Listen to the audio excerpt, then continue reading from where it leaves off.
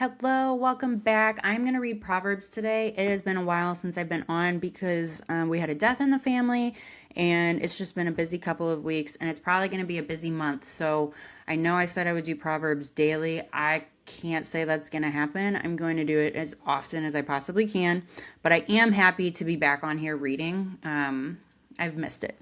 So we are in the ESV Bible, Proverbs chapter 6, called Practical Warnings. My son, if you have put up security for your neighbor, have given your pledge for a stranger. So this is about, without using wisdom, co-signing on others' debts. If you are, verse 2, if you are snared in the words of your mouth, caught in the words of your mouth, then do this, my son, and save yourself, for you have come into the hand of your neighbor. Go hasten and plead urgently with your neighbor. Give your eyes no sleep and your eyelids no slumber. Save yourself like a gazelle from the hand of the hunter, like a bird from the hand of the fowler. So don't co-sign for the sluggard. And we're going to get into the sluggard on the next verse here. And on the flip side of that, don't be the sluggard relying on others to co-sign for your debts. Don't be lazy, because there is no room for laziness in God's house. God does not like lazy. God likes a hard worker. Verse 6, go to the ant, O sluggard. So this is going to describe how an ant works. And if you've seen an ant, you see they work really hard gathering food. A lot of animals, that's what they do. They gather food. They are not lazy. Go to the ant, O sluggard, consider her ways and be wise. Without having any chief officer or ruler, she prepares her bread in the summer and gathers her food in the harvest. If you want to eat, if you want food on your table, if you want bills paid, go to work. It's really as simple as that. I am speaking to the lazy millennials. That's what I am. I'm a millennial. But thank God I come from a family of hard workers, because some of you, I don't even understand it. You guys are so lazy.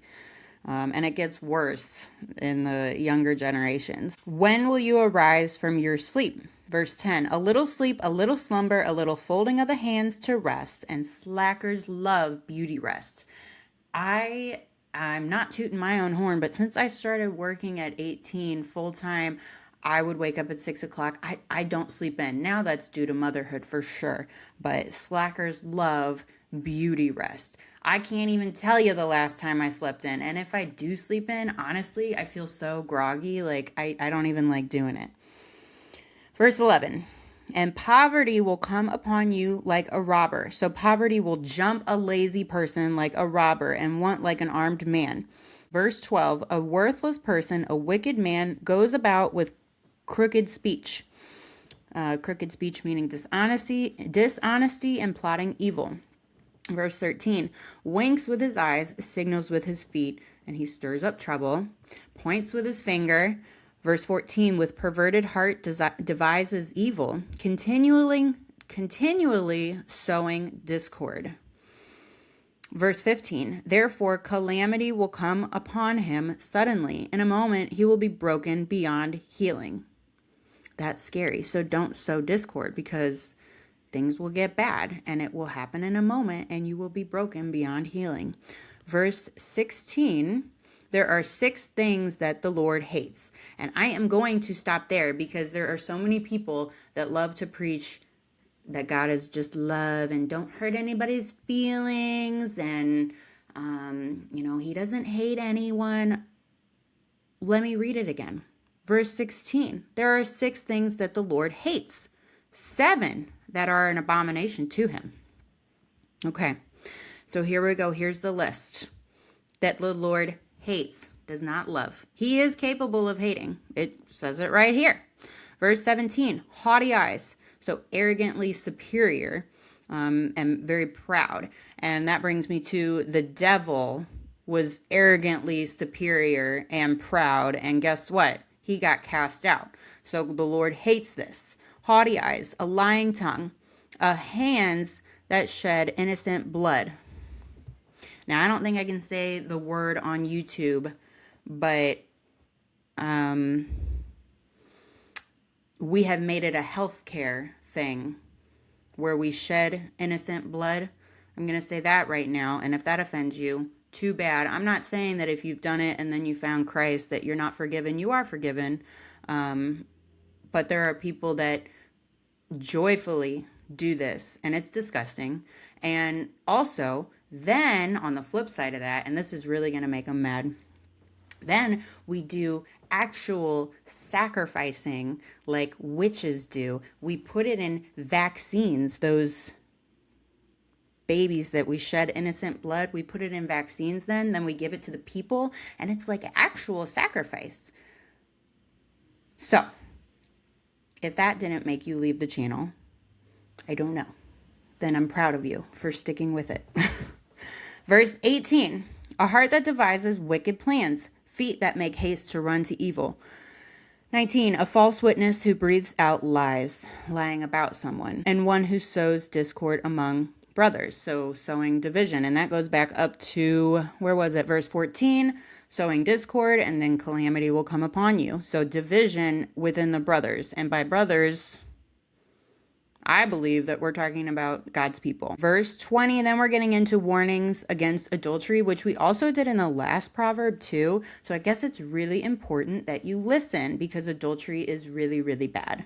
Verse 20, my son, keep your father's commandment and forsake not your mother's teaching. Bind them in your heart always. Tie them around your neck when you walk. So it's that important. Like, keep it on you like a necklace. Keep the teachings on you. Wear them around your neck.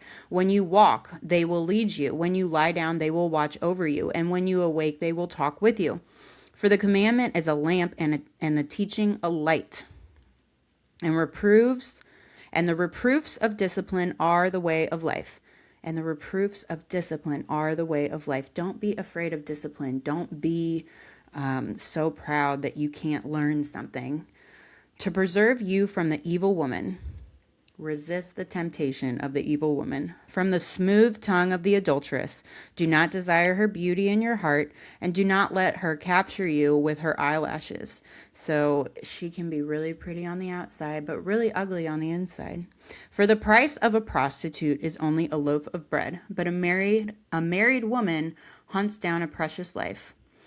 Can a man carry fire next to his chest and his clothes not be burned? Or can one walk on hot coals and his feet not be scorched? So this is saying you are going to burn yourself. You can't play with fire and not get burned. So don't play with adultery and think that you're not going to get burned. If maybe a person doesn't catch you, God is always watching. Someone knows, and you will get burned. Verse 29, so is he who goes into his neighbor's wife. None who touches her will go unpunished. So basically you won't get away with it. Just like I said, you can't play with fire and not get burned. You won't get away with it. Verse 30, people do not despise a thief if he steals, to satisfy his appetite when he is hungry. But if he is caught, he will pay sevenfold. He will give all the goods of his house. He who commits adultery lacks sense. And my notes say, stupid. If you commit adultery, you're stupid. He who does it destroys himself. You're stupid because you're literally destroying yourself. You're stupid because you're playing with fire expecting not to get burned. Stupid. 33. He will get wounds, and dishonor and disgrace will not be wiped away. For jealousy makes a man furious. So this is talking about the wife's husband. So you sleep with somebody else's wife, the husband is going to be furious, and he will not spare when he takes revenge. And that's a little scary. Verse 35, he will accept no compensation. He will refuse, though you multiply gifts. So you're going to be like, I'm sorry. And he's probably going to beat you down. That's kind of what this says, I think. I mean, it doesn't say it exactly, but that's how I'm imagining it. So long story short, don't commit adultery.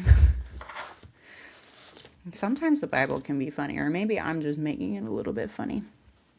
It's not funny. Don't do it. All right.